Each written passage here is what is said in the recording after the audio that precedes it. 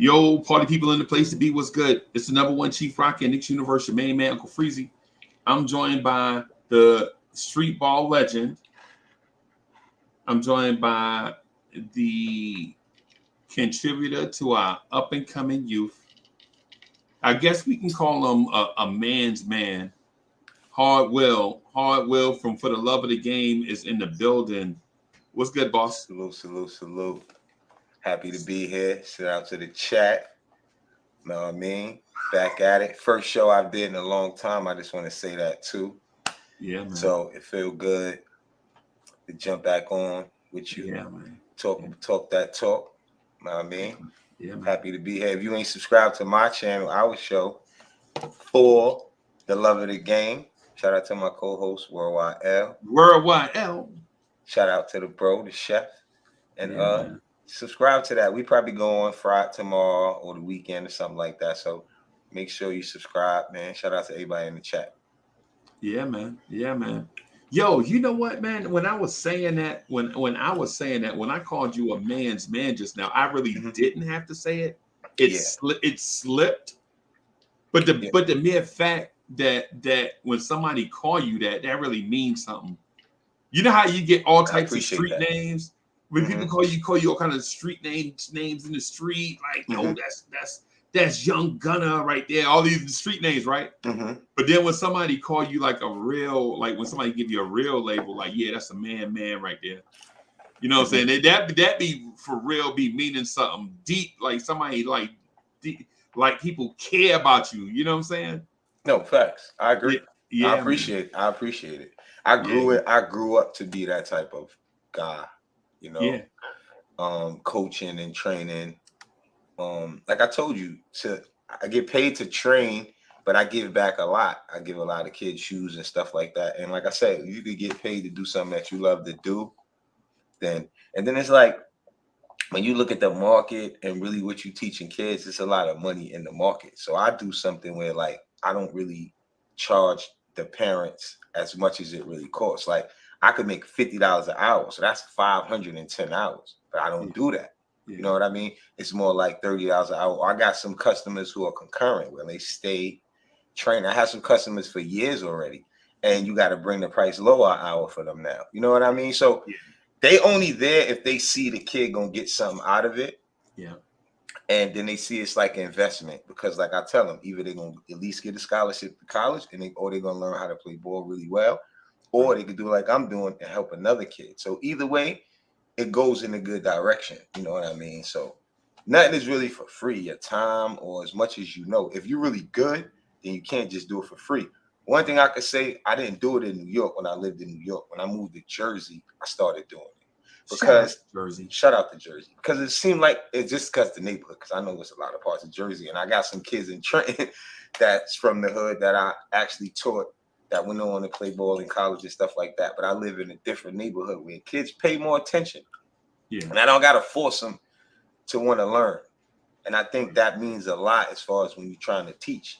And that helped me, you know, motivate me to want to teach. Because some kids want to learn and you see them getting better that way, then it changes the dynamic of it. It makes it more fun. Reference to just trying to teach and they not into it. You know what I mean? So that's the dope part about it when you're teaching kids who really want to learn. And when they see you really could teach them, then it changes the ball game. You know what I'm saying? Right. Yeah, I used to talk to when I was doing it, and we're gonna get to the Knicks, y'all. We just doing like a prelude right now. But when I was coaching like 20 years ago or so, I used to coach. It's weird. I'm a big guy, but I used to teach guards and DBs on the football field.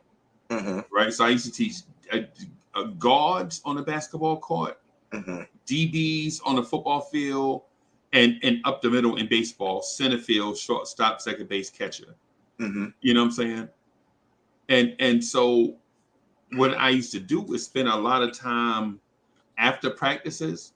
A lot of times, like a lot of times, dudes, you know how like they waiting on their ride, and they just sitting there, and they'll be like, you know, I don't know who my mama at, man. She told me she was on the way. And no, you so you just sitting there waiting.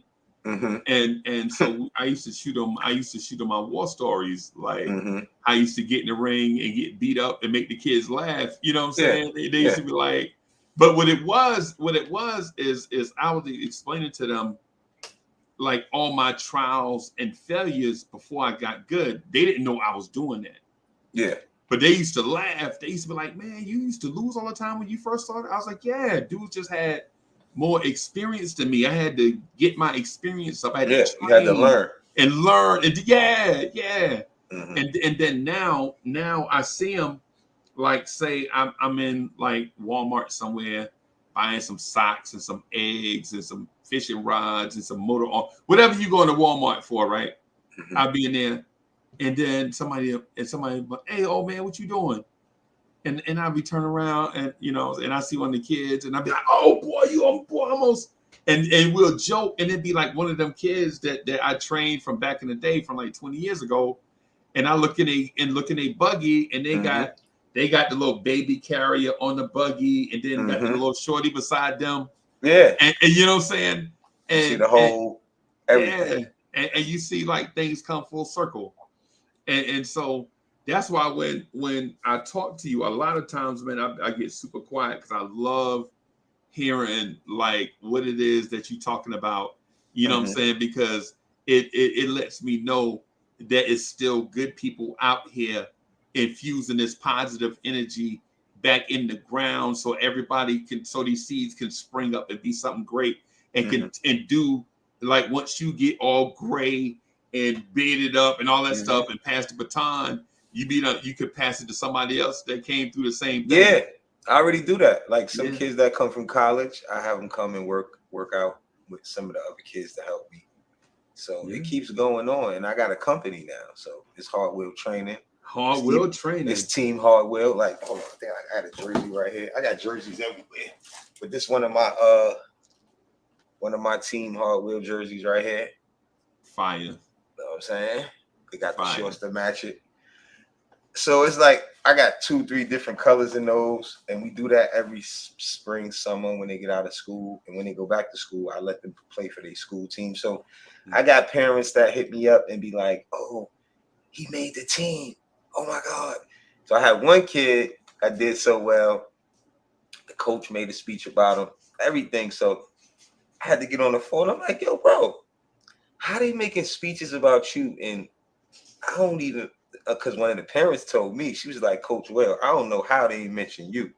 So I know you got that boy good."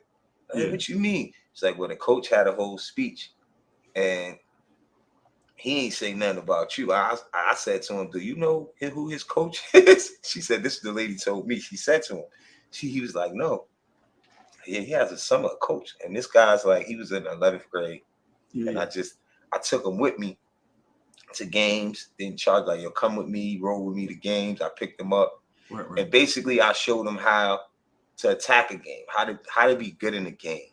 Because when you're young, you really don't know all the emotion. "Oh, I want to do this. You don't know how to do it." So I said, "Bro, calm down and do what I tell you to do and watch it work." And he started doing it.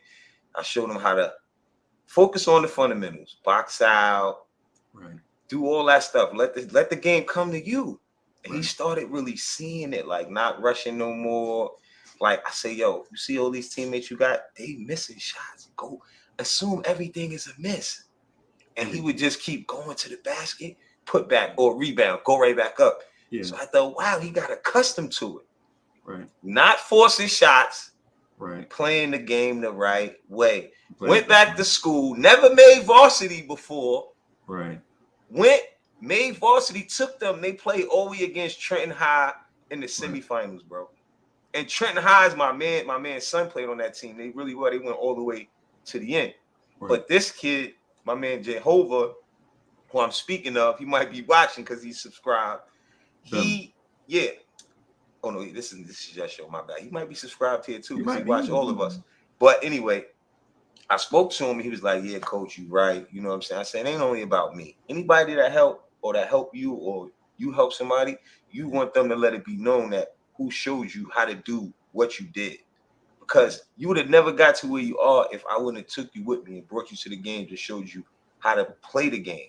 Like Because kids don't know how to play. Some kids know how to shoot. I told you that too. They don't really know how they shoot, but they just know how to put it in. Right. They just know how to score the ball. So it's like if you teach them, because they already know how to shoot the ball, and you really show them what they're doing, that helps make them better too, because now they know how to practice what they're doing. Right. To perfect it. So no doubt. Let me I have a list up here, man. I want to go through some things just real quick to ensure that I miss nothing in this conversation, man. Have you had an eye on the Knicks lately since the season's been over? Yeah, I always follow. I must say I'm very happy with the team, everything, regardless of how it ended. I'm very happy. A lot of things we could fix and change. I'm looking forward to see what they're gonna do, obviously. Right. I hear a lot of news. I don't know what's real anymore, so right. I listen to you. I don't really listen to the outside media saying, I seen the Chris Paul, I seen the Bill. Yeah. I'd be like, I don't know.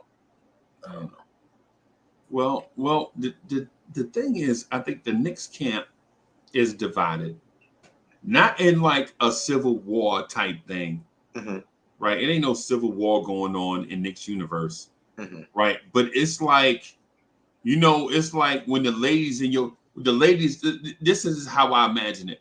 Like the ladies in your life, all of them is in the kitchen, just standing there, and you just walk in there and be like, hey, what y'all want to eat for dinner? As soon as you say that, you get 1,000 different answers. You know what I'm saying? Like you might know, you're like, yeah, I just want to put something on my stomach, man. I don't care. like a man be like, yeah, I'm just, if it's hot, okay. You know what I'm saying? But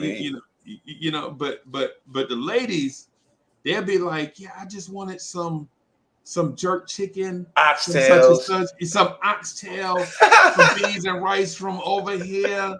The other ones be like, nah, I want some Cantonese. I've been wanting Cantonese. And you ask like a simple question, and like an hour and a half later, they still in there. Now one of them got an attitude.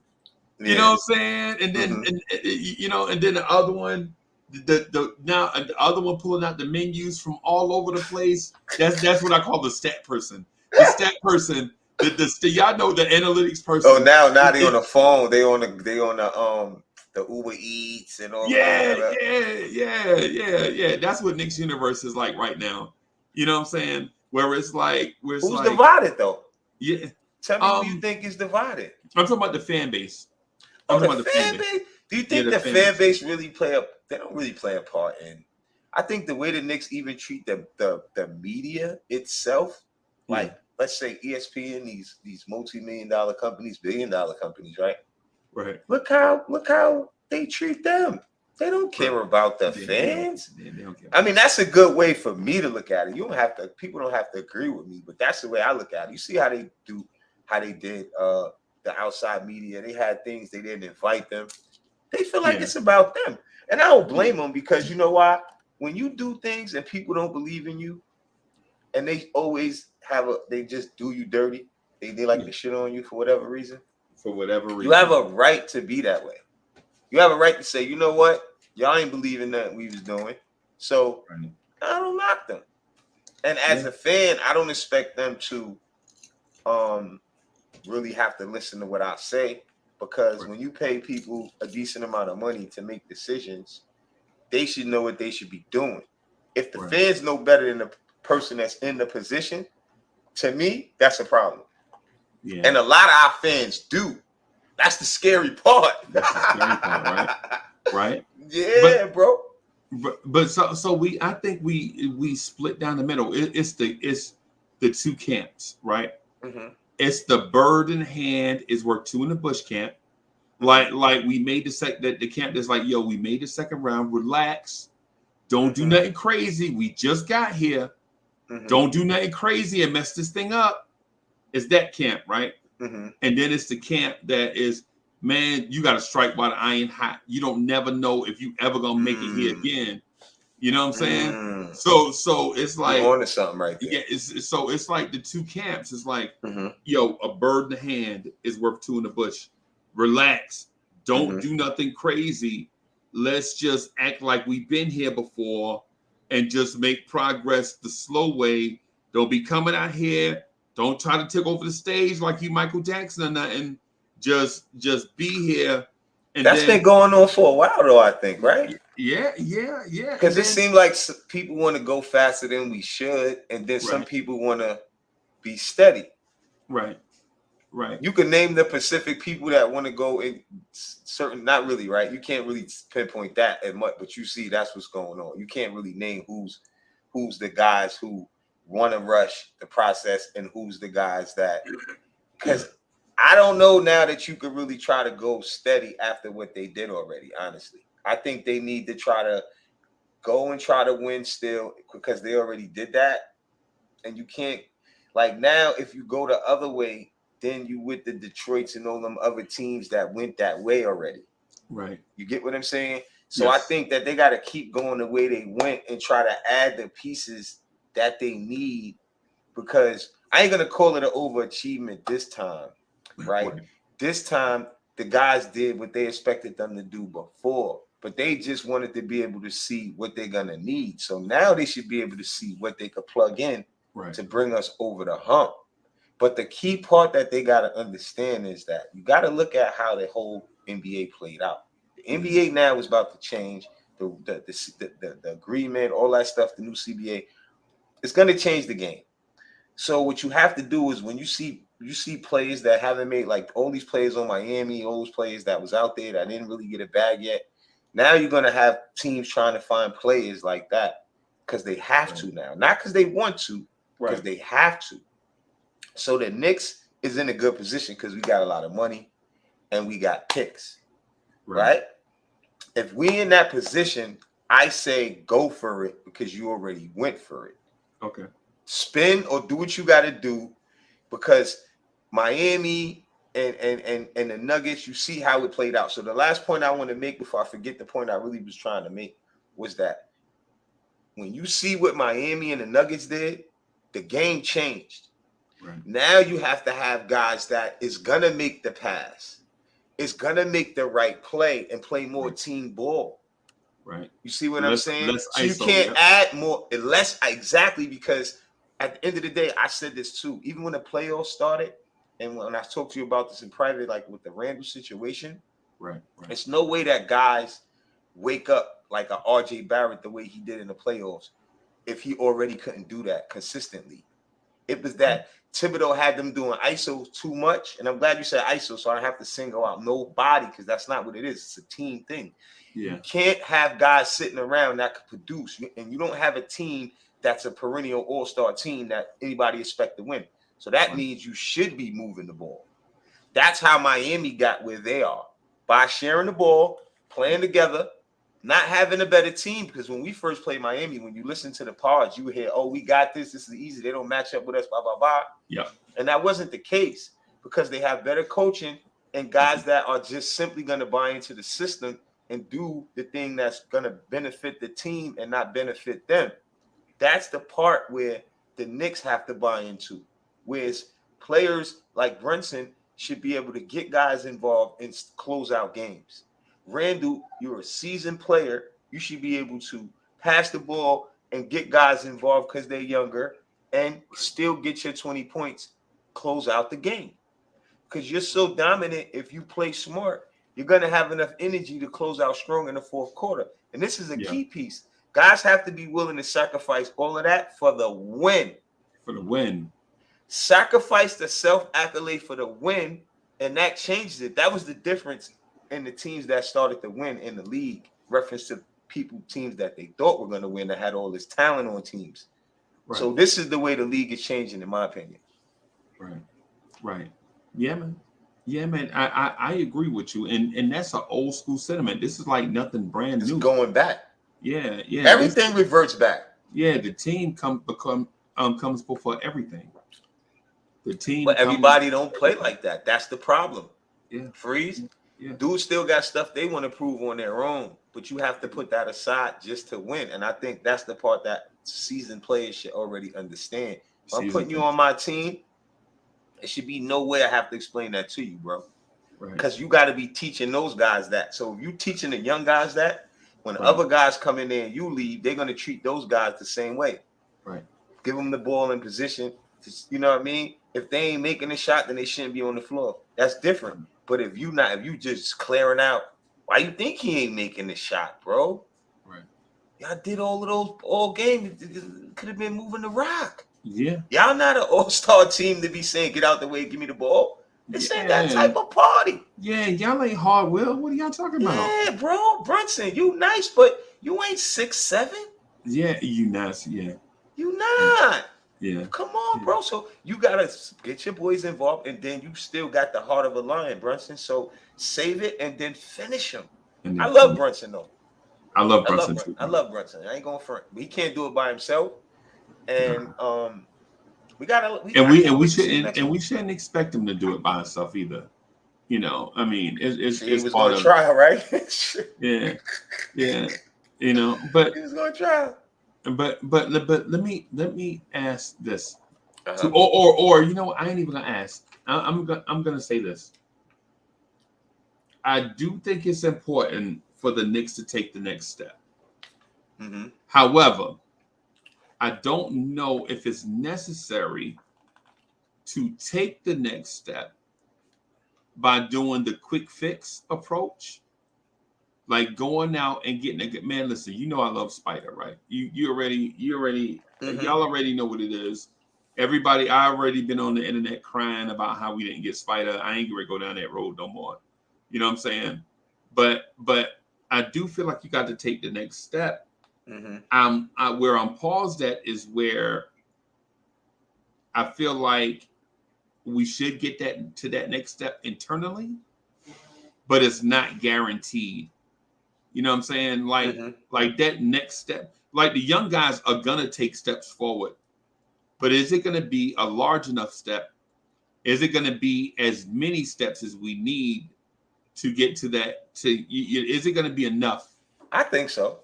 If we add the right piece, the key part would be that piece, because he can't be somebody that's too dominant neither.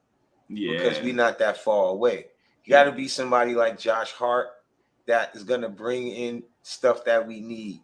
More intangibles, more teamwork effort type of plays, more defensive effort, more rebounding, more sharing the rock.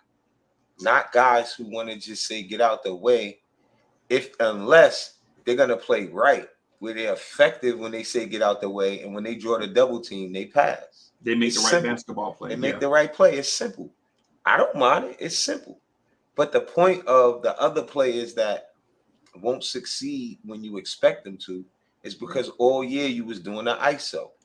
That's the point. We can't give it to you to make you remember everything, but you know those guys wasn't playing very well throughout the regular season, like the RJ Barretts and other guys.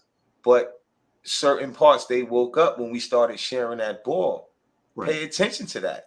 That was the key part for us to always do. And when you listen to the pods and all of us, we always said the key thing is sharing the ball. The key thing is ball movement. The key thing is always playing together. And you had players where when the emotions got high, like for the Randalls and them, they want to take too much pressure on themselves. And basketball is a game where you gotta kill the pressure with an easy play. And read it, because the simplest play be the play like what Joke is doing and those guys. It's the simplest plays. It's nothing that a team that's playing together shouldn't do. If you want to be real about what teamwork is, making the extra pass and you have enough time to shoot your shot. If you're an NBA player, you're supposed to make that. And if you're on the court, that means your coach know you can make that. Right. Making the appropriate cuts, reading the defense properly. We didn't cut. Making yourself a target. You know, I've been watching. Miami and them cut. We didn't do that. That's why they beat us. They wasn't better than us, but they knew how to cut.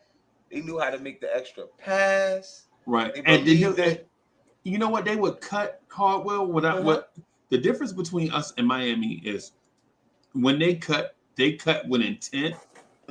Right. They wasn't just jogging through It wasn't motion. It was actually a hard cut, right? And then when it was hard cutting, they might get it, bro. Yeah, and they was I was gonna get to that, and yeah, they make not only are they cutting with intent, but they also making themselves a target. You know what I'm saying? Like you know how you tell kids to cut, and they cut right behind the defender. They right behind the defender. Like how somebody gonna get you the ball and the defender right there? You know what I'm saying? It's like space. Yeah. Spoelstra, man. You see, Spoelstra was sweating like he was playing. That's how hard he was coaching. Yeah. When you watch those games, coach would go, and you know when they pull the coach to the side, yeah, they went to ask the coach something. Spoelstra head he was sweating like, yo, he was like he was playing, man. That's the type of coach you need. That's the type of coach you need. Yeah, bro. He over here sweating. I mean, Tibbs sweat, but Tibbs is yelling too much. Yeah. He's saying, holy shit, whatever he be saying, Jesus, 1,000. Jesus Christ, or whatever he keeps saying. Yeah, whatever he said. It's not positive energy, whatever it is. So, like, you got to try to zen that so your mind could think of the next play. Right. It's about energy and, trying to stay ahead of the game. Coaching is a serious game. You want to stay on your shit. So, you get too upset, you get emotional. That's just part. That's just realistic. And playing free. You got to be able to play free, and you can't coach free if you're emotional neither. It's the same thing. Yeah. It's the same thing. Yeah, you know what I mean? Now you all your players are you bugging out, and the players looking at you like, coach, you all right? Like if you panicking, you think the players ain't gonna panic too? You know what I'm saying? Right. That's everybody they say nervous. That a team fall when the coach fall, a team go with the coach, bro. Yeah, and so it's. Here's the thing. I got that. I'm gonna do the Wile E. Coyote Acme Anvil right now, right? Shout out to those that even remember Roadrunner and Wile E. Coyote, right? But here's the thing: the Knicks are in this tenuous situation, and my fear is that this reserved front office is gonna lose their foot and do something reckless, like try to trade for the big fish, and it winds up not being the big fish, right? Like they gonna try to trade for the big mega star and come to find out he's only a regular star, like Bradley Beal. My fear is they're gonna trade for Bradley Beal and expect him to be the mega star, right? And then he gonna turn out to just be a little bit. He gonna turn out to be not as good as Brunson here. You know what I'm saying? But we need him to be as good as Jokic. I think the Knicks is gonna be okay regardless. It's like one of those things where you see what happened. We're like we do for luck. Like people don't believe in this, but when I talk about this, I mean when I say this. Like you see how I didn't want to no disrespect to the front office with the Spider situation when I used to cover it. I used to say, yo, they really wanted Spider. It just didn't go their way. The Cavs dipped in and got him. Right. But the ball guards, so we didn't need them right now. So we saved on that. So all the information that we got in this situation is very vital. It's very, very vital. So even if you got Spider, you getting them for the low now. Because, nah, bro, we could have had you for all that. We just beat you. That changes the dynamic. That changes the dynamic. Yeah.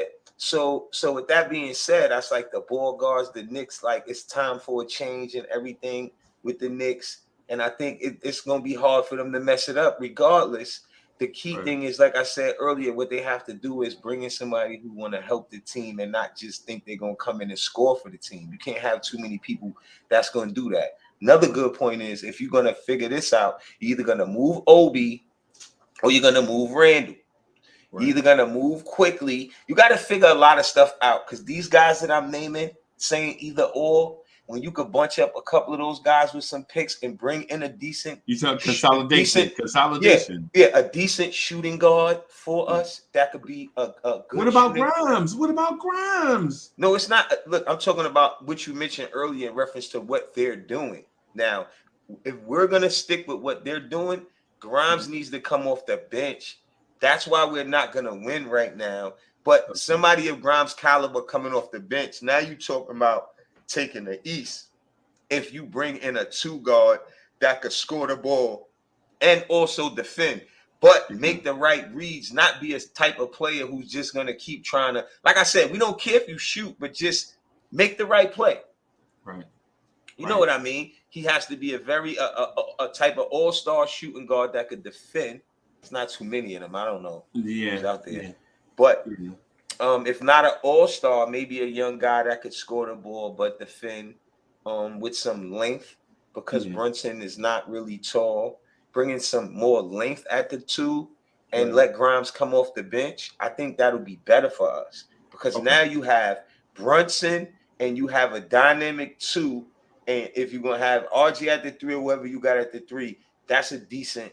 And Randall at the 4, you're going to make that move. And Mitch, to me, that's a decent 5, because if they did what they did with Randall hurt in that situation, what if we would have had another go-to player? Like, you can say what you want about Bill. Bill is somebody that the defense got to really respect. Right. He's better than Grimes. Yeah, you don't know if Grimes is going to be a Bill. Let's keep it real. Just because Bill took a huge bag and he ain't win, bro, Grimes got to put in a lot of work to become a Bill. And I don't think he will, because where he's starting from, it's a different, that's a different conversation. Bradley Beal, the type of player that a team will get and they'll go somewhere, bro. Yeah. Don't get it twisted. Don't let Bill go to the wrong team, bro. All right. Let him go to the Heat and you will see the Heat right back. Yeah, don't mess around with Bill. Yeah, don't let Bill go to the team in the East against us neither. That's how we got to pick 2. Bill, Brown, and Tatum. Can you imagine Bill, Brown, and Tatum? Yeah, you don't want that problem. You don't. Yeah, you don't want that problem, bro. That's a problem right there, because, like I said, Bill want to win now. So those type of players who've been stuck in those places and they're not winning, they're gonna make the right play too. And guess what they're gonna do as well? They're gonna knock down the threes they gotta make. It's hard to guard them in the playoffs. He plays D. Yeah. Bill's still a good player. You know what I'm saying? Is he a fit for the Knicks? I'm not sure. Is he gonna help us if he come in? I know he's a decent player. He's an all-star level scorer. Yeah. I can't talk down on him. We haven't had that caliber of player before. We never had a shooting guard that dynamic. Ever. Okay. Ever. Okay. I know people want to say Allen Houston. Allen Houston never averaged 30 points a game. Oh, don't say, come on, that's my man too. I don't want to know. Don't do that. That's my man. Hey, you know I'm a real person though, right? Yeah, because Allen Houston didn't win. No, Allen same Houston, stuff. We just glorify our players and our Knick team. Yeah, like we was winning some stuff, but then we go and talk about other players that ain't win. Like we over here rooting for a team that won. Come on, man. It's only one winner every year. Players still gonna be who they are, bro. Yeah, and then plus two, when I talk about Allen Houston, I'm not disparaging his career. Of course not. All I'm doing is stating the obvious. He's better than him. Simple. Yeah. That's all it is. But Grimes is more like an Allen Houston type of player to me. And I even said it on air. I said it on the Queen show. Shout out to the Queen. I said it on the show.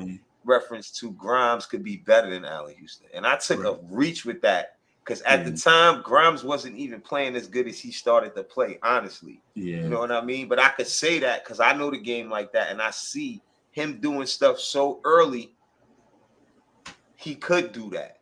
Right. And he's more of an all-around because he guards up and everything. So if you're going to judge it, you got to judge it the whole thing. If we're going to judge him player for player and accolade or attribute, he plays D. He hits the three as well. And you can't fully see really how good Grimes going to be because I think he's held back a little bit, and he still might be if the Knicks bring in another player. He still may be. That's true. Yeah, that's true. What I would say though is this: I think the Knicks fix is a simple one. I think it's twofold. Mm-hmm. For one, we have to embrace the old school approach that guards play in tandem. You need two good guards to have a good backcourt. You can't have 100%. You can't have one good guard and say that's a good backcourt. No, you can't have one guard dragging dead bodies in the backcourt because that don't make a good backcourt. You got to have a tandem, right? And so the other thing too is whether or not you want to upgrade that position. In my mind, right? In my mind, Grimes is good. He just needs to be more assertive. Because when you look at Grimes' shooting splits and what he does defensively, the dude is a really good player, right?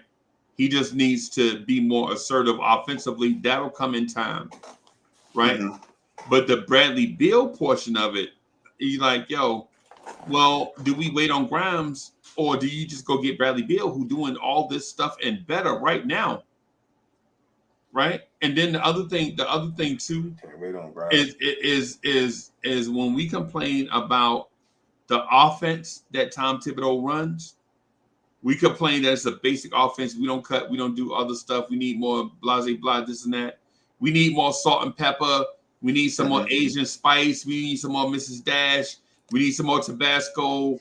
We need some more cilantro. We need some more green onion. We need all of that, right? But when you get a Bradley Beal, a Donovan Mitchell, you're not even gonna complain about Tibbs' offense because all them complaints, bro, all them complaints go away. Because that's what Tibbs need. Yeah, when you because he already let you know that he ain't get ready. He don't care about offense like that. You know what I'm saying? He just don't because he don't want to turn the ball over.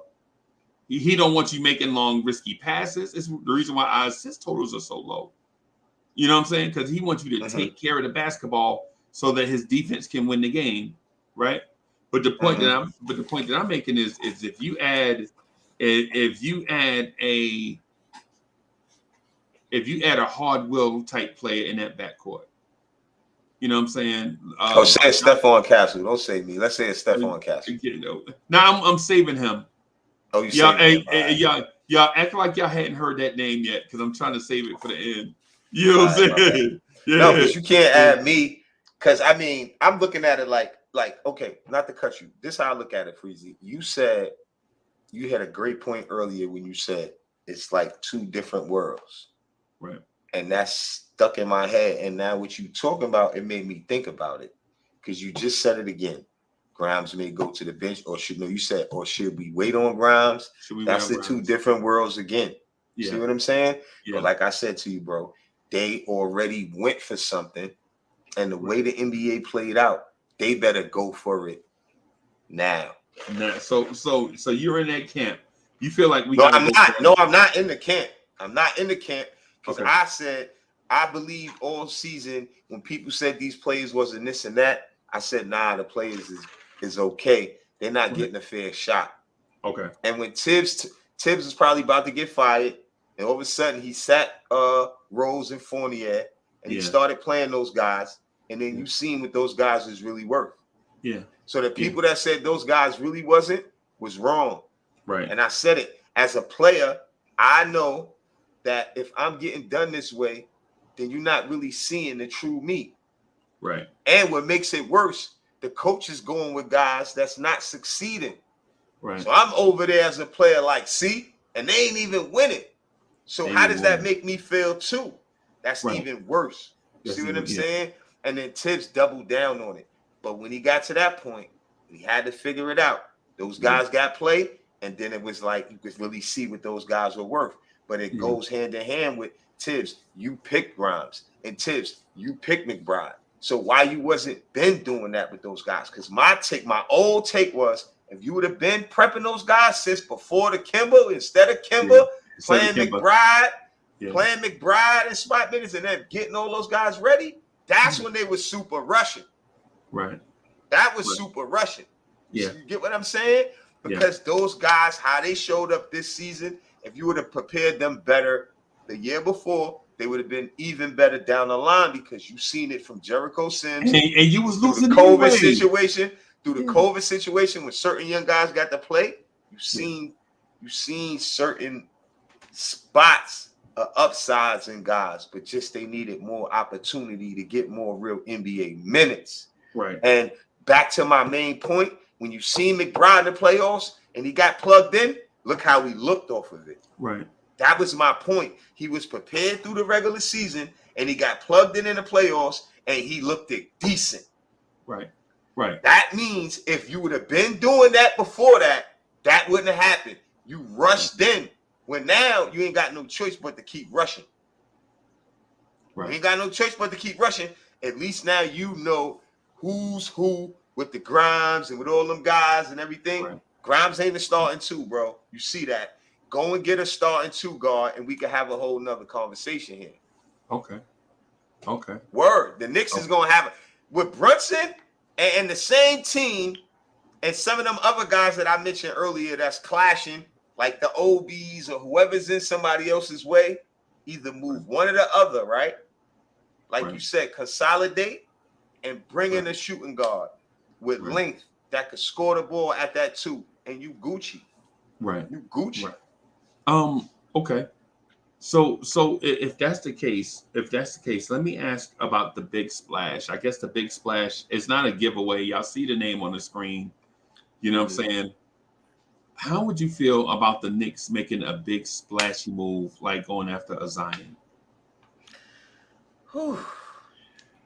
Zion. Well, I don't think if Zion is not handling New Orleans well, he'll handle New York well. And when we talked about it before, I didn't even think of that because I like Zion and I don't want to really I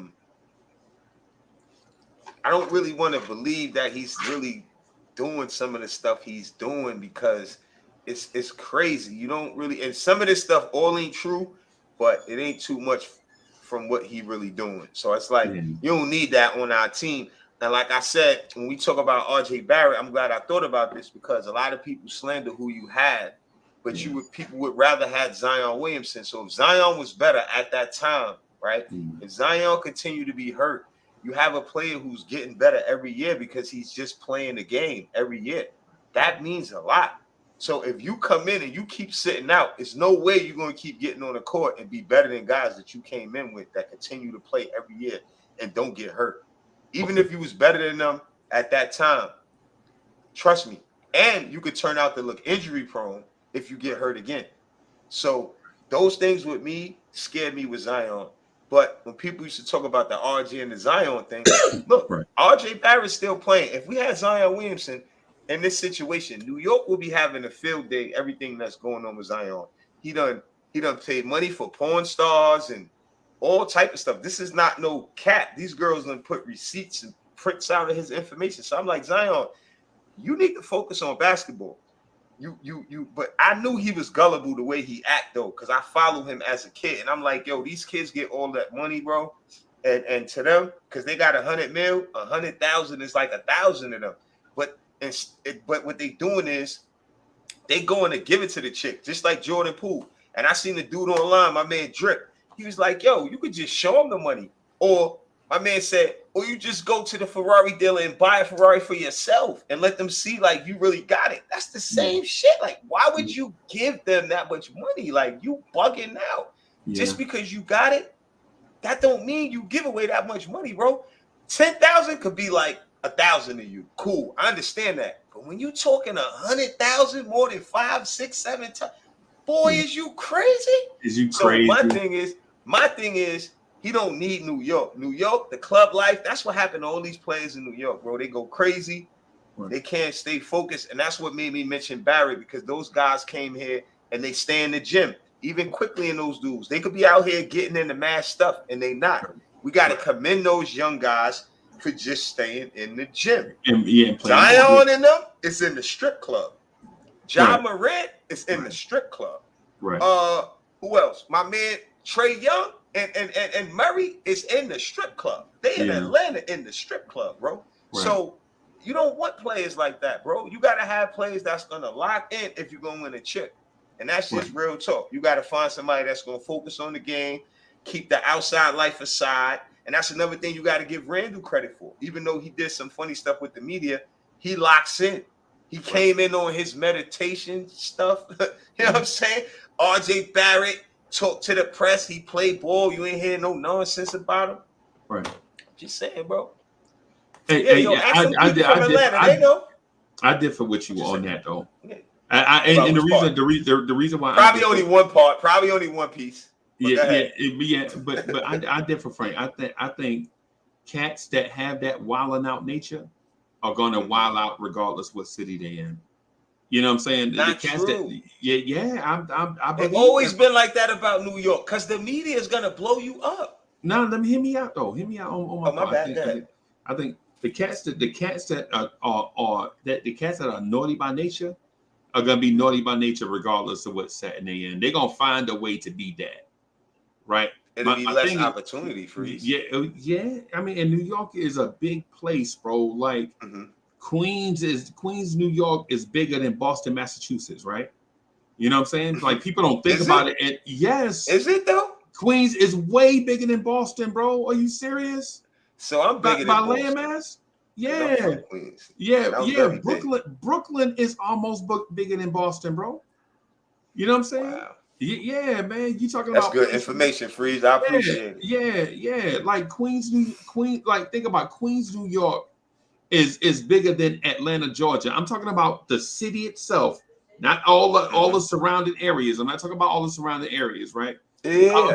I'm talking about the city. You know what I'm saying? So I understand New York. I understand New York is big, right? But these places, but what I'm getting at with the Zion thing, I would consider Zion because of the same thing I said to Jay Boogie this morning on the Knicks morning drive. When you win championships in New York, there are going to be certain headaches that come with it, and you're gonna have to deal. You're just gonna have to deal with the headaches that come with it. Like with exceptional talent come exceptional drama, right? For instance, when the Giants was winning the Super Bowl in '86 and in 1990, Lawrence Taylor was in my city smoking crack, sleeping in his car, all the way in New Jersey. I know. I remember this dude got robbed. There was no social media though, Freeze. Yeah, I understand, but that don't mean he's not naughty by nature. You know what I'm saying? I get your point. You know what I'm saying? So certain things, like certain guys are just going to be a certain way. Money only lets them do more of the same stuff that they was going to do anyway, right? If you wilding out with $100, you're going to be wilding out with $1 million. You know what I'm saying? So and then there's others. Like the thing that's going on with Zion is only the latest in a thing that happened to like LaMelo Ball, Devin Booker's, Lamar Odom's, Chris Humphreys type cats. Things like this happen all the time. Zion is just the latest. His just look like the slipperiest right now because ain't nothing else going on, right? People can. Zion was a good kid though. Yeah, he come from a good family. I don't know. Freeze. That's what I'm saying. This ain't like the kid that I seen gonna be doing this type of thing. I follow kids. That's what I've been doing for a long time. My son told me about Zion before Zion was Zion. That so many years ago, and I kept watching him. That's a good kid. I just don't know what happened to him, bro. I'm keeping it real. It's something else happened. Sometimes you get some of that cootie, you get these girls, and you don't know how to act no more. You get all that money. I'm telling you, bro. That's what blow your mind, bro. It blow your mind, bro. Number one, you're not supposed to be messing with like girls out there that's like that. When you doing what you doing on that level, a porn star or what's her name? The dude from Charlotte who had a baby by the other porn. Like, come on, bro. Like that's unacceptable. And I could see for PJ Watson, he could be that type of dude. But Zion, but then I said, you know what? I could see Zion falling victim too, because when he used to bounce down the court looking all goofy, he ain't have no. Yeah, he ain't never had that before. He just was a basketball player. So stick to what you are. Don't try to go out of who you. That's not you, bro. It's not you trying to be around that. Bro. Get a nice girl, and that's it. Yeah, and you know what? And my thing is, two things. My thing is like be telling my sons, I'm like, yo, you don't even need to have one girl. Just play the field until you're ready. Just don't do nothing crazy, right? You look like if you feel like yo, you ain't ready to you know what I'm saying to you know what I'm saying, sign them papers, yo, don't do it. You know what I'm saying? But my thing is, oh well, listen, man. You know I go to games, right? I go into games and I be sitting behind the benches of these dudes, bro. And me and my fat rump eating nachos, drinking beer at the games. And I be looking to my left and to my right, and it's like a model agency, bro. It be down, bro. When these dudes be coming off the floor, yo, hand to the man, it is Destiny's Child on the whole row. Everybody look like Rihanna on that row behind the bench at the game, bro. It's spooky, bro. I'm telling you, yo. If y'all think I'm lying, y'all think I'm lying. The next NBA game you look at on TV, don't look at the bench. Look at the people behind the bench.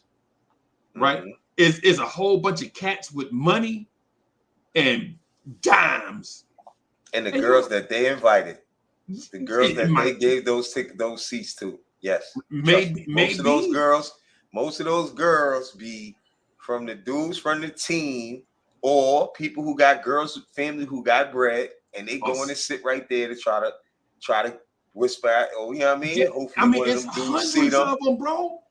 Yeah, I'm talking about it's hundreds of them. It's like all the way around the whole thing. That's why you gotta be focused, Freeze. Yeah, that's why cats be missing free throws.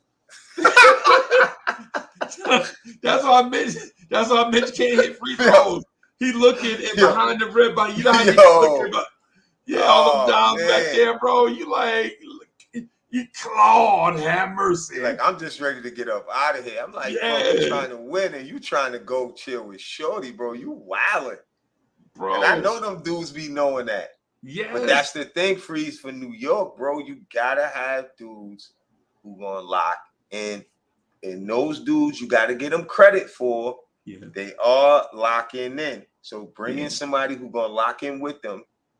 You're gonna move a few of them fine. Right. But don't bring in nobody that's on too much Hollywood. You know what I mean?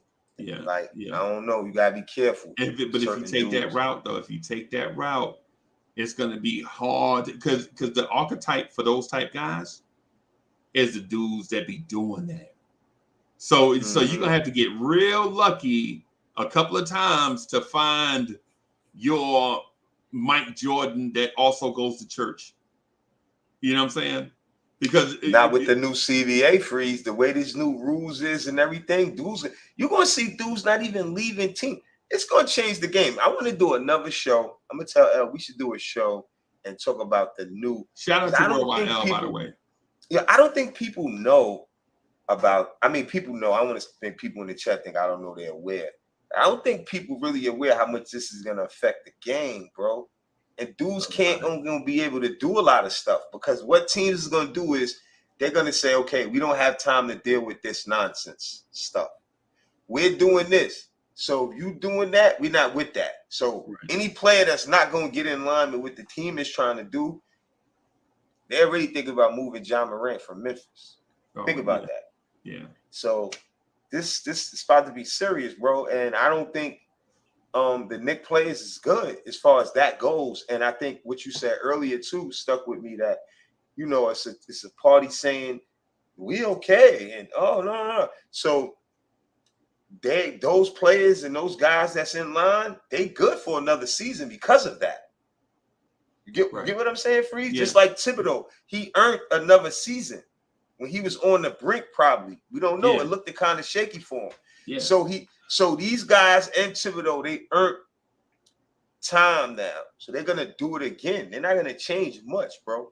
Like I said, they need to add somebody in that 2 position, maybe even a 3. I don't know. Yeah, maybe. Shit, I wouldn't mind. Mind. We need some more bench power because quickly evaporated in the playoffs. I'm gonna send up one shot. I'm gonna send up one shot to Quickly and Grimes.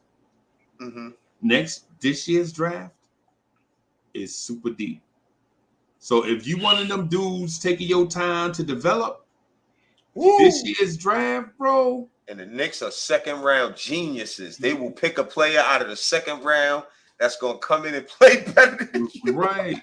Yeah. All I'm saying is and I'm not just hey, Randall, all of y'all, man, y'all better watch our back, bro. This draft, I'm not saying that dudes are gonna come in and take Randall's job. But what I'm saying is dudes will come in and put in a couple years, and next thing you know, we having another conversation. Next year's I think that's appropriate though, Freeze. Yeah, you know why? Because some of them dudes only got a couple. They're gonna be like, if we don't win with, say if they give Randall a couple, he's out of here after that. If he get that, honestly speaking, and a couple other guys too, Freeze. You could tell. Right. Because like you said, they got another year to people that put them in that position is still shooting for them in the office because they did do decent on this last run. So they're gonna get another shot at it. Right. They ain't gonna move them unless they're gonna really get a player they want and that team want Randall or something like that. Yeah. That's different. That's different. Yeah. That's the only way something like that will happen if you ask me. Besides that, I don't think they're gonna move those guys because they did what they're gonna say they planned to do and it worked. You know what I'm saying? Cool, fine. Just put a piece in there that could get you over the hump and stop playing so much ISO ball. If you do, like you said earlier, Freeze, put somebody in there that is good enough, like you said, the Spiders or whoever. And we're not saying we need them, but at least that's enough more offense. Yeah. For Thibodeau's offense. If you're gonna go ISO so much on ISO, exactly. Right. If you're gonna be ISO, at least be good at it. Get another player, like you said, that could help us be great at it because Thibodeau ISO balled us to death last season. Reference to team orientated basketball. That was the point of it. Right. Let me since we brought up the draft and talk about young hoopers, this draft here is gonna be deep. I'm not for sure what the Knicks are gonna do about this year's draft, but I know next year's draft has a couple of players that I'm intrigued with. Right. There's a small forward. I think they have him going number 1 in the draft. Right now, he's the early odds-on favorite to go number 1. I can't pronounce this. I can't remember his name. But he's not a dynamo, right? Like he's not 6'10". Well, he's 6'10" with a 6'10" wingspan. I mean, he's not a unicorn, you meant, right? Yeah, he's not. Yeah, he's definitely not he's not a unicorn. Right, he's definitely not a unicorn. Or is dinosaur another one we using as that slang? Because that may be one you use. Yeah, that's something special. Well, the one kid I think is a unicorn who I think is gonna ease his way up draft boards is a kid that you know. I think he's got the potential to be the number 1 pick, not because that's your nephew, but because of this. The number one pick in the draft is usually reserved for the unicorn type kid. Like the kid that's either way bigger and more athletic than everyone else, or the kid that has one specific skill that you can't deny. You know what I'm saying? Like and Wembanyama. Like Anthony Davis. Yeah. Or you said the other guy was Cunningham that came out. Cade. To me. Yeah. Carl Anthony Towns, who did so many different things. I think the Castle kid, and I'm gonna do my scouting report on him as if you don't know who he is, right? So based on what I see on the internet, and it's not fair at all, by the way, right? I watched all like I'm watching the class of 24. I'm watching all the documentaries and all the stuff that they putting out. You know how they do the docs. How the camera follow them for a day and all of that stuff. So I watched his the other day, right? And when I watch him, he has, in my opinion, he has like a sneaky dog in him. Like a sneaky dog. Like he ain't gonna tell you he a dog, but he get real chippy. Like I saw a high school game with one of the high schools in Georgia they were playing against, and I think they were supposed to be better than his team, I think, or comparable. and a guy fouled him as he was going up, and he went up, and then they started dapping like, yeah, and he was shitting. He was mad, like, how y'all dapping up? Now he ain't say nothing, but the look on his face, like, they over here dapping up because they found. He went to the free throw line, knocked down free throws or whatever. Got a rebound. He played point. I saw him throw the skip pass to the corner with both hands. The stuff that the scouts say, the stuff that the scouts look at, like if he's going to his right, can he pass with his right hand to the left corner? Yes. And then they forced him to the left. Can he throw that ball on target to the left corner with his left hand? Yes. Did he recognize that the player was open? Yes. Can he pass people open? Yes. Can he manipulate the defense? Yes. Right. So I'm thinking, I don't know how tall he is, because you know how people are. If you 6'7", people if you 6'7", you probably usually like 6'4" and 3/4 or something, almost 6'5". He legit looks like he might be that height, because when he stood next to Scoot Henderson at the G League Ignite thing at the G League Ignite gym, I was like, damn, he might be 6 inches taller than Scoot. He's 6'7" legit. Yeah, I don't know how. I think he grew a little bit, so I knew he was already 6'7", legit. Oh, wow. Point guard, and you know his stuff don't show how athletic. I don't know how athletic he is. Like all the stuff on the internet, he always under control. You never see explosion. So I don't know how athletic he is. So I mean, I think that's the good part about his game to me, that he don't play too athletic, because guys that play that way tend to get hurt a lot, in my opinion. He's so tall and he can jump, so he can dunk the ball. You know, he rebounds, because like I told you, when he was in like the 9th and 10th grade, I want to say, they already had a good team. They, Newton High had a kid that went to Arkansas. His name was, what was his name?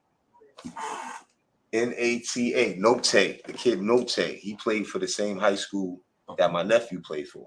And when he went away to college, I got an article in my studio. He told the coach from Arkansas that he should recruit Stephon. He was only in the 10th grade. But at that point, he had shot up in height, and he wasn't even playing a point guard, because the team was so good. He didn't come in there as a freshman playing right away and all that. And he was still a short guard. He was a very good short guard. When my family would bring him out here, I would get him in a couple tournaments in Queens and stuff like that. And he would play really well. But it wasn't like I looked at it like, yo, my nephew gonna be a McDonald's All-American, because he wasn't. It's so many players, and he wasn't the height that he grew. So the thing was, right, his pops told me a story. His feet was so big, they couldn't understand it. He was so short with huge feet, and he couldn't really move around on the floor as much as he would as a short guard. But then, like in 6 months to a year, he got taller than his pops, and then he kept growing. So then now what happened was, from him being taught how to play as a little guard, shooting no way up. So now he knows how to get out of jams. The only difference now, he passes over the D, he passes over the track. Then his father played for Oak Hill, Wake Forest, high level New York City legend, Stacey Castle. So he learned a lot from his father as well. So the kid just sprouted up in height and just knew how to play basketball. And he had pictures in his garage where all his trophies is. And I remember too, years back, Isaiah Collier, most of the top 20 players in the country that's from Georgia, they all was on the same team. They all played on it like a little AAU team. They all played together. So Isaiah Collier lived 15 minutes from his house. Jakai Newton lived right across the street. You know what I'm saying? So it's like you got at least 10 top players that all grew up together. from Georgia that is on the top 100 and all of those circuits and stuff like that. So that's just a little piece of the Stephon story. And then he picked UConn 2 years ago before UConn even won the chip, when he could have went to G League. No, he could have went to Overtime Elite. He could have went to Auburn. He could have went to any college. He chose UConn 2 years ago, and lucky he did that, because UConn coach Hurley, shout out Hurley. The difference with him is shout out Jersey City. Jersey City is in the shout out Jersey. Shout out. I love Jersey, but shout out to Coach Hurley, because what he's doing is he's keeping it honest and keeping it real. Right. You know, the game now with so much money in the game, and so much coaches is making so much money, and so much college players making so much money, right? If you go to school and they could give you bread to go, that's part of it now, right? They may over recruit, and then you may not even get a real shot to do what you need to do to go to the next level in the NBA. Right. So you got to make sure you choose the right college because of the portal now. With the transfer portal, bro, a dude that could have been a McDonald's All-American last year that didn't go to the NBA could transfer to your school, bro, and take your spot. And coaches will take him. Yeah. Unless you go to a real coach. I'm just gonna say it like that. Shout out to UConn. Yeah, man. I and full disclosure, everybody, I talked to Hard Will about this. So today's Thursday. So I may have spoke to him about it Monday. About Castle being the number one pick in the draft. In the 2024 draft. I never said that, y'all. And he never said it. This is me. This is me. I was looking at the 2023 kids. And I just got bored one day. I guess it was a couple of Saturdays ago, and I didn't want to tell Hard Will because I ain't want to be like one of them dudes, like, yo, you know what I'm saying? I ain't want to be like one of them dudes, right? So I just looked at more stuff and looked at more stuff and looked at more stuff, and the more stuff that I looked at, I was like, okay, let me check off some boxes. Does he have basketball in his blood? Did his parents play basketball at a high level? These are the boxes I'm trying to check off, right? It was his mom or dad a certified baller? Like when you say his parents' name, do people recognize them from hooping? Right? Wow. That's one of the boxes, right? Is he a unicorn? Right? Yes. Is he overgrown for his position? Right? Does he have reasonable aptitude and basketball IQ for where he is, right? Sure. Now some people will exceed that, but I'm saying the baseline, if he's that's all true too, Freezie. Right. Honestly, you got a great point saying it that way. I agree with everything. Right. All I'm asking, for kids, all I'm asking for you to have is a basketball IQ at the level you're at. I can't expect you to think like a college point guard if you hadn't been to college yet. Right? These are the things I'm talking about. Is he going to a great place to learn how to be a pro? Well, he's going to UConn. Right? Did he play against elite competition during his high school career? Well, right now, Atlanta might be the hotbed. You know what I'm saying? Yeah, it is. Yeah, Atlanta might be the hotbed. I'm from Jersey. He's 12. He's 12 in the country. Bronny is in the like 20 something. Yeah. So, but Hallway, if you check all these boxes, right? If you check all of these boxes, and then you consider who else is in the competition for that spot, like if I ask everybody right now who's the number one pick next year, nobody knows. So if you don't know, you can't deny that this kid is in the running. If anybody believes that, that's a fact. I agree. And if you did your research, I agree.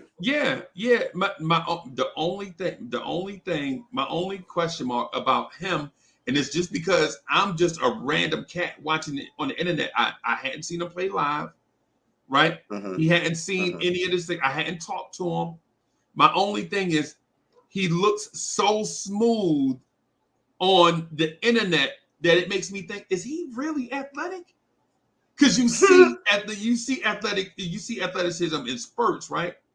But when you're watching cut-ups and if you don't watch cats live, you never, you know what I'm saying? You have no idea. So if the Castle kid is athletic, he the number one pick. And I'm saying it now in front of everybody. But do you think athleticism make you, I think it's not. He is athletic, but he's not. I think the opposite of that is like a lot of players that I think has that athletic burst and jumping ability that you speak of, right? Right. And he don't need it if those guys you speak of are like the Scoot Hendersons or guys that's like 6'4", 6'5". If he's 6'7" and he's still growing, but a legit point guard. He's not a Wembanyama type of big that could dribble the ball. He's a dude that was like Anthony Davis, but not injury prone. Think about that, because Anthony Davis was a guard in high school, and he spurred up in height. That's the same type of situation. You know what I mean? So from you being a little dude who down there with the little dudes, getting it in, knowing what you got to do to get out of traps, get in your bag, all that stuff. Now you grew all these inches over those same dudes. Think about that. Isaiah Collier is still that much shorter than him, all them other guys, because he sprouted up. You can see the difference in his growth. It's luck. Nobody could predict that. That's just a blessing. His grandmother's tall. His grandfather's tall on both sides. My father's tall. Rest in peace, Miss Castle. She's very tall. Rest in peace, Mr. Cat. He's very tall. So I know their whole family because me and Stace was friends when I was little because he was with my sister when they was in high school. And I used to go to the game and son used to score 60 in a game. Not just once in a while, neither. I'm talking about so the lineage went back to Far Rock. You saying the lineage is there. If he would have went back to Far Rock, he would have broke Kenny Anderson's scoring record or whichever it was. He left and went to Oak Hill. And son went to Wake Forest from there.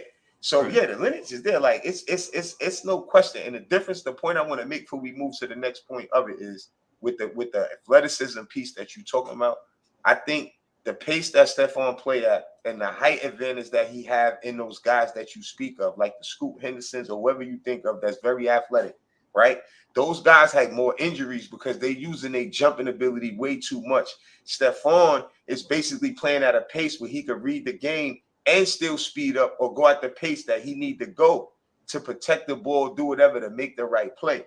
See, the reason what I think Stephon have a good chance is because a lot of NBA teams already was looking at him because they didn't know if the rule was going to be there or not. And I know that for a fact. The reason why is just the same thing you mentioned. He makes those passes. He makes the reads. And that's what I teach players too. He don't think about himself going in there. And I talked to him about this. He go in there and he make the pass of what the game is showing him.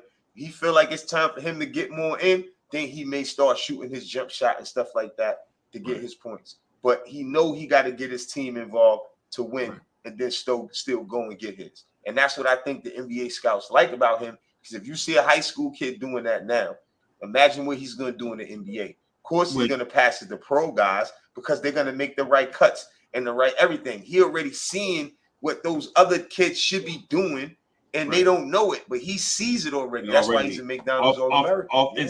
Off instinct. Yeah, bro. That's what I'm saying. When I mention athleticism, listen, man, I'm not talking about a dunk contest winner, right? Obi Toppin is athletic, right? What I'm talking about is on tape. You like see Zach LaVine? Well, kind of. But what I'm saying is, you see him get to whatever spot he wants to get to, and he does it smoothly, right? And while other kids get to the spot they want to get to, and they use a lot of athleticism to get there.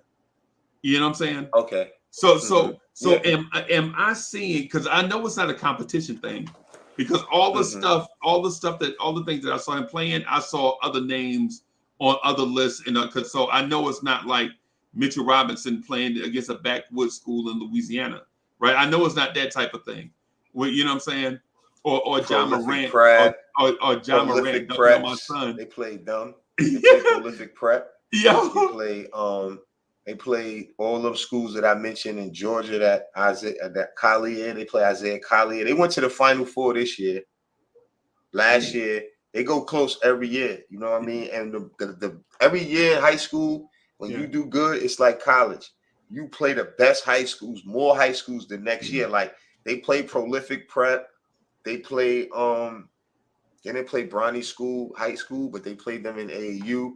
So from Atlanta Express, from high school, once you like ranked in the top ESPN or the top in the country, all the high schools and the AAUs, that's the top. They all call your school or your AAU team to schedule a game, or they invite you to a tournament, or they invite their high school to wherever they at. So Newton, now their schedule was crazy. They was traveling everywhere because of how good the guys got. But it wasn't only Stephon. It was Jakai Newton. It was Stephon and a couple other guys that was really good on that team. You know what I mean? I commend all them guys. You know what I mean? Yeah, no cap. Yeah, man. I think he's going to be a great NBA player, right? I'm wishing him well. I hadn't talked to him. One of these days, I'm going to DM him maybe on social media or something, and you know what I'm saying? I'll get you an interview one day. Don't worry about that, man. Yeah, man. I get you an interview. I'm gonna interview him first on my show. I talked to him about it recently. Coming up soon. If you're not subscribed to my show, it's for the love of the game. Go subscribe now so you can see the interview with Stephon Castle. But I'm gonna get you an interview soon. You see, I got his McDonald's jersey right here. Yeah, man. Yeah, man. I got his McDonald's jersey right here. I keep him close to the heart, man, because I'm proud of him. And you know, so many players in the family. It's like he about to do something. My other nephew passed away. That was going to Mo State. He played for Hargrave. Yeah, we still AJ James, that, bro. It's still bro. So it's like my nephew playing for him too. He talked to me about that. Like, I'm doing this for AJ too, huh? And I'm like, damn, bro, this shit real. Like, I just can't wait to see you put on your hat. Because you know what I mean? It was supposed to be both of y'all. And then my niece played for NC State. Shout out to Isaiah James. Yeah, you know, she's gonna be out there starting this year. You know, I can't wait to see her do it. I'm gonna be out there, so I'm gonna invite you to one of those games. I told you. I'm gonna be rolling too, bro. Me, you, and Jay Boogie. Yeah, we going to NC State. Watch the girls get busy. They got a crazy schedule. The Carolina Knicks, yeah, man. Yeah, man. But just one quick thing before we get out of here, y'all. The reason why I like them is because high schoolers usually have like flaws in the way that they shoot the basketball.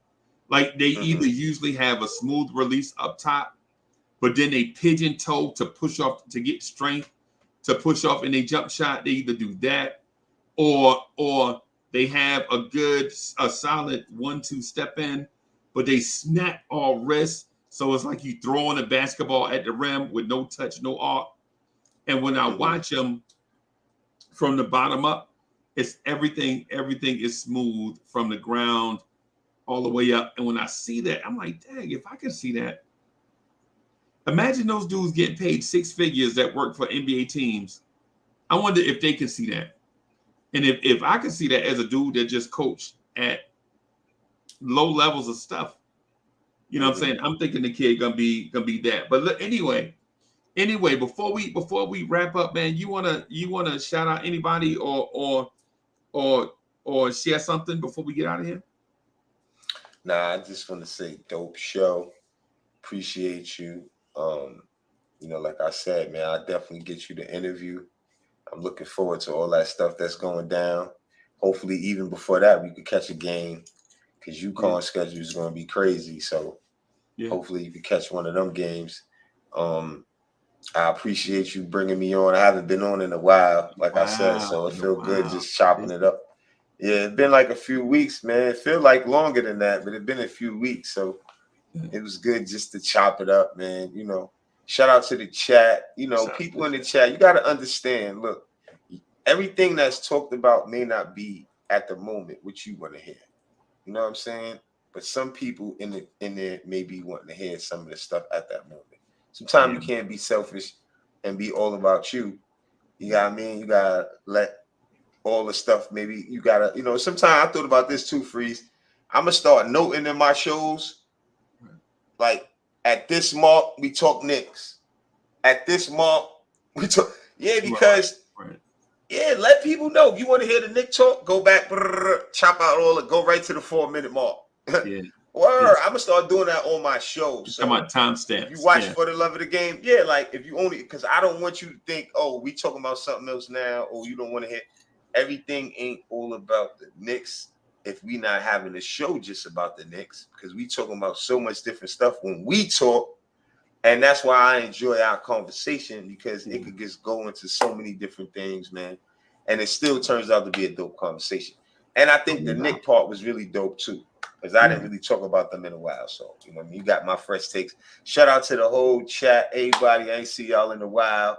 You know what I mean? Boulevard, Allah, Ashley, what up, Wiz? G.I., who that? Man, child. I see some of y'all. What's good? I wasn't really looking earlier. I see it now. DSJ told me to tell you that Queens get the money, but Brooklyn keeps on taking it. Oh, Queens got all the money. If you take a little bit, if we don't come back and get you, that means we got enough. You know what I'm saying?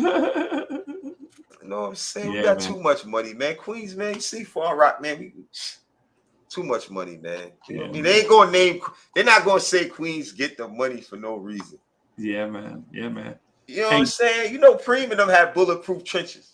But shout out to everybody, man. Yeah, man. Hey, thank you everybody for rocking with us. You know what I'm saying? Just doing a little something, a little new. You know what I'm saying? Just to keep the palate wet. So thank y'all for rocking, man. I'll probably holler at y'all tomorrow. But make sure you subscribe, smash that like button. Peace, y'all.